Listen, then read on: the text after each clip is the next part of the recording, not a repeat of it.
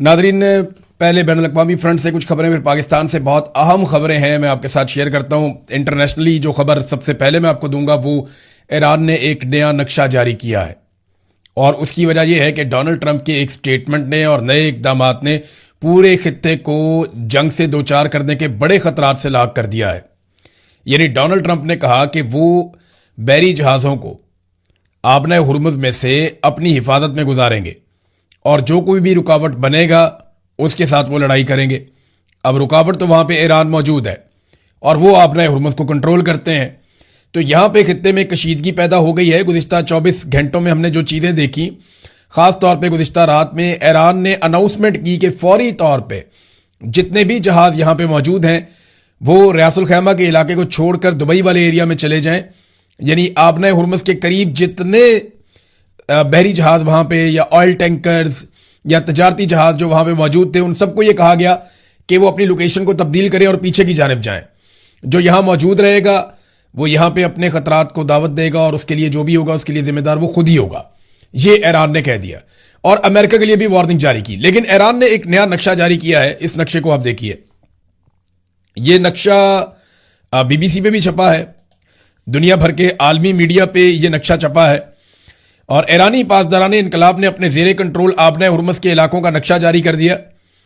इसमें जो ओमान का एरिया है, एक चीज आपको ध्यान में रखनी पड़ेगी, मैंने आपको पहले भी एक मैप दिखाया था कि ओमान का एक बहुत बड़ा हिस्सा आबना हुर्मुज़ के किनारे पर है और वो ओमान से कटा हुआ है, यानी बीच में यूएई आ जाता है, फिर उसके बाद ओमान का वो कॉर्नर आ जाता है। तो वो जो दोनों कॉर्नर हैं जहां पे ओमान मौजूद है, वहां से उन्होंने एक सीधी पट्टी खींचकर ईरान तक लेकर गए हैं और यह बताया है कि इस एरिया के अंदर से जो भी गुजरेगा वो आबना हुर्मुज़ को अबूर करेगा, वो ईरान की रेड लाइन को क्रॉस करेगा। और ईरान ने बाकायदा रेड लाइंस जारी की हैं इस नक्शे के अंदर। इस नक्शे को आप एक मरतबा फिर देख लें, एक बीच में लकीर है जो बता रही है वो समुद्री रास्ता जहां से बहरी जहाजों को गुजरना है ईरान की इजाजत से और उसकी कोऑर्डिनेशन से, जबकि दो लाल लकीरें ये बता रही हैं कि इन लाल लकीरों के बीच में कोई नहीं आएगा। और यह नक्शा जारी करने का मकसद भी यह है कि अगर अमरीकी जहाज या इसराइली जहाज इस एरिया के अंदर आएंगे तो वो ईरान की हुदूद की खिलाफ वर्जी करेंगे। यह मामला है, इस नक्शे को जारी किया गया है। दूसरा यह है कि ईरान ने बड़ी वाज़ेह धमकी दी है, अमरीकी अफवाज ने आबना हुर्मुज़ में दाखिल होने की कोशिश की तो हम उन्हें निशाना बनाएंगे। हुर्मुज़ में मुदाखलत को जंग बंदी की खिलाफ वर्जी करार दिया जाएगा और उसे जंग बंदी की खिलाफ वर्जी तस्वुर किया जाएगा और लड़ाई समझा जाएगा। और अमरीकी धमकियों का जवाब देने के लिए हम पूरी तरह से तैयार हैं। डोनाल्ड ट्रंप के पास सिर्फ दो रास्ते हैं, या तो वो बहुत नामुमकिन किस्म की एक जंग शुरू कर दे या फिर डोनाल्ड ट्रंप एक खराब डील कर ले, यानी एक ऐसी डील जिसे जंग तो रुक जाए लेकिन डोनाल्ड ट्रंप जिस तरह की फेस सेविंग मांग रहा है उस तरह की फेस सेविंग उसे ना मिले। दूसरी जानी प्रोजेक्ट फ्रीडम की, ये प्रोजेक्ट फ्रीडम वही है जिसके तहत डोनाल्ड ट्रंप ने कहा कि वो आबना हुर्मुज़ के रस्तों को खोलेगा और वहां से बहरी जहाजों को निकालेगा ताकत के जोर पे। तो इसके लिए 15,000 अमरीकी फौजी तैनात किए जाएंगे। ये सेंटकॉम हुकाम ने कहा, पता नहीं इनके पास प्लान क्या है, किस तरीके से आबना हुर्मुज़ को खोलेंगे। मैंने आपको बताया था कि 3 चीजें डोनाल्ड ट्रंप के सामने रखी गई थी। एक चीज रखी गई थी कि ईरान पे एक शदीद तरीन हमला किया जाए और इतना जबरदस्त हमला किया जाए कि ईरान की बुनियादों को हिला दिया जाए और चंद घंटों के अंदर हर तरफ बमबारी की जाए। दूसरी चीज बताई गई थी कि आबना हुर्मुज़ को किस तरीके से खुलवाया जा सकता है, वहां पे अमरीकी फौज जाकर कब्जा कर ले और उसके बाद ईरान को दोबारा कब्जा करने ही ना दे। और तीसरी चीज यह बताई गई थी कि यूरेनियम को ईरान में से उठाकर कैसे ले जाया जा सकता है। तो यूरेनियम कहां है इसके बारे में कोई पक्की इंफॉर्मेशन नहीं है, लेकिन इंटरनेशनल एटमी मामलात को देखने वाली जो एजेंसी है IAEA, वो ये कहती है कि अस्फहान में जो मरकज है, जौहरी मरकज, वहीं पे यूरेनियम की मौजूदगी हो सकती है, सारी नहीं तो यूरेनियम का एक हिस्सा वहां पे मौजूद हो सकता है।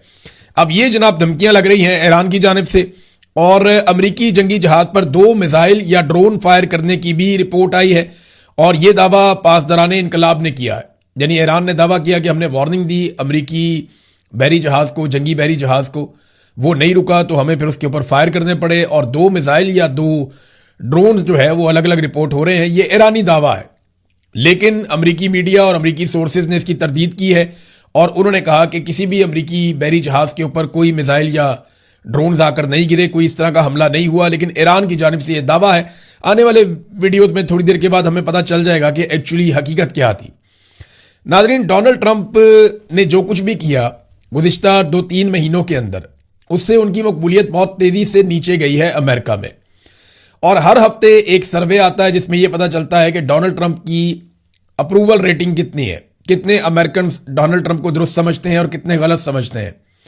तो पिछले हफ्ते एक कातलाना हमला हुआ था, एक आदमी पकड़ा गया अमेरिका में, और डोनाल्ड ट्रंप ने उसके बारे में बहुत सारी चीजें भी कही थी। वहां पे एक डिनर हो रहा था व्हाइट हाउस कॉरेस्पॉन्डेंट्स का, और ये डिनर वाशिंगटन में था। तो डोनाल्ड ट्रंप की रेटिंग पॉजिटिव होती है इसके बाद या नहीं होती, मैंने आपसे कहा था कि इसके ऊपर हम नजर रखेंगे और फोकस रहेगा। तो अब ये रेटिंग आ गई है। इस रेटिंग को देखकर आपको अंदाजा हो सकता है कि डोनाल्ड ट्रंप को कोई फायदा नहीं हुआ इस कातलाना हमले का भी। रेटिंग बदस्तूर जो अप्रूवल है या अप्रूव रेटिंग है उनकी, वो 35% है, और जो लोग उनको डिसअप्रूव कर रहे हैं डोनाल्ड ट्रंप को, वो 64% है। ये वहीं पे खड़ा है मामला। यानी इस हमले से पहले भी डोनाल्ड ट्रंप की जो हालत थी, वो इस हमले के बाद भी डोनाल्ड ट्रंप की हालत है। डोनाल्ड ट्रंप की मकबूलियत जो गिर चुकी है वो संभल नहीं रही। कातलाना हमले का वाकया हो गया, इसके बावजूद डोनाल्ड ट्रंप की मकबूलियत नहीं संभल रही। तो इसके लिए डोनाल्ड ट्रंप को कुछ बड़ा करना पड़ेगा, और यही वो खदशा है जिसका पूरा खित्ता सामना कर रहा है कि अमेरिका ने जबरदस्ती यहां से रास्ता खुलवाने का फैसला किया है। अच्छा, एक कदम अमेरिका ने और उठाया, ये पॉजिटिव है। उसमें यह है कि ईरानी जहाज जो अमेरिका के कंट्रोल में था और हमला भी था, वो पाकिस्तान के हवाले कर दिया गया कि पाकिस्तान के जरिए से वो पहुंच जाएगा ईरान में वापस।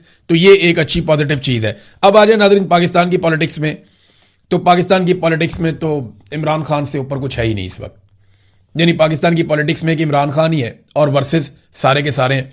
इमरान खान का मुकाबला आसिम मुनीर, शहबाज शरीफ, आसिम अली जरदारी, नवाज शरीफ, मरियम नवाज, बिलावल, मौलाना, एमल वली, MQM, ये सारी पार्टियां, जमात इस्लामी, सारे एक तरफ, इमरान खान अकेला एक तरफ। हत्ता कि अब तो ऐसा लगता है कि इमरान खान की पार्टी भी दूसरी फील्ड में जाके खड़ी हुई है और इमरान खान अपनी पार्टी के खिलाफ भी अकेला ही खड़ा हुआ है। देखें ना हलीमा खानम का स्टेटमेंट, इमरान खान की बहन है, वो ये कहती हैं कि हमारी फैमिली ने तमाम पार्टी ओहदेदारान, सीनियर क़यादत, MNAs, MPAs और सेनेटर से अपील की है कि वो इस मंगल को अडयाला जेल पहुंचे ताकि हुकूमत पर दबाव डाला जा सके। नंबर 1, इमरान खान के वकला और अहले खाना को फौरी मुलाकात की इजाज़त दी जाए। नंबर 2, इमरान खान को मुकम्मल तिब्बी मुआयने और इलाज के लिए शिफा इंटरनेशनल अस्पताल मुंतकिल किया जाए, जहां माहिर डॉक्टरों से इनके ज़ाती मुआलजीन और अहले खाना की मौजूदगी में यकीनी बनाया जाए कि इलाज हो उनका। नंबर 3, चीफ जस्टिस डोगर इस बात को यकीनी बनाए कि इमरान खान और बुशरा बीबी की जमानत की दरखास्तों को फौरी समाअत के लिए मुकर्रर किया जाए ताकि उन्हें इस गैर कानूनी कैद से बिला ताखीर रिहा किया जाए। इमरान खान और बुशरा बीबी को तन्हाई में कैद रखा गया है, जो कि बहुत बड़ा जुल्म है और पाकिस्तानी कवानीन और बैनुल अक़वामी इंसानी हकूक़ के मेयारात की खिलाफ वर्जी है। ये बात जो है वो हलीमा खानम ने कही। अब एक दफा फिर उन्होंने अपनी पार्टी से अपील की, इमरान खान की पार्टी से अपील की। इमरान खान ने ये पार्टी बनाई है, सारे लोग इमरान खान के नाम पे वोट लेते हैं। आज इमरान खान की बहनें कह रही हैं कि मदद करो इमरान खान की।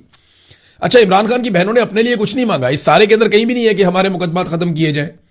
इस सारे में कहीं नहीं है कि हमारे रिश्तेदारों को छोड़ा जाए या आसान न्यादी को जेल से बाहर निकाला जाए। इस सारे के अंदर कहीं नहीं है कि हमारा फलां फायदा कर दिया जाए या हमारी गिरफ्तारी से हमें बचाया जाए। ऐसी कोई चीज नहीं कही इनकी बहनों ने। एक ही बात कही है कि इमरान खान के लिए आ जाओ अडयाला जेल के बाहर और दबाव बढ़ाओ ताकि इमरान खान को इलाज की सहूलत मिले और गैर कानूनी कैद से निजात मिले, और दबाव बढ़े अदलिया के ऊपर भी और मौजूदा निजाम के ऊपर भी। और अदलिया तो वैसे ही दबा के प्रेशर डाल के उन्होंने बेड़ा गर्क कर दिया अदलिया को। उसको ऑक्सीजन मिलनी चाहिए। जब तक पब्लिक नहीं निकलेगी अदलिया के अंदर तो उनको हौसला ही नहीं हो रहा। नाजरीन, एक और मैं आपको खबर देता हूं, अफसोसनाक खबर है और हमारे पाकिस्तान के अदालती निजाम को बेनकाब कर रही है। इस्लामाबाद हाई कोर्ट ने 190 मिलियन पाउंड केस में इमरान खान और बुशरा बीबी की सजा के खिलाफ मरकजी अपीलें 7 मई को समाअत के लिए मुकर्रर की। याद रखिएगा कि ये सजाएं लगभग 1.5 साल हो गया दी हुई हैं इमरान खान को, और लगभग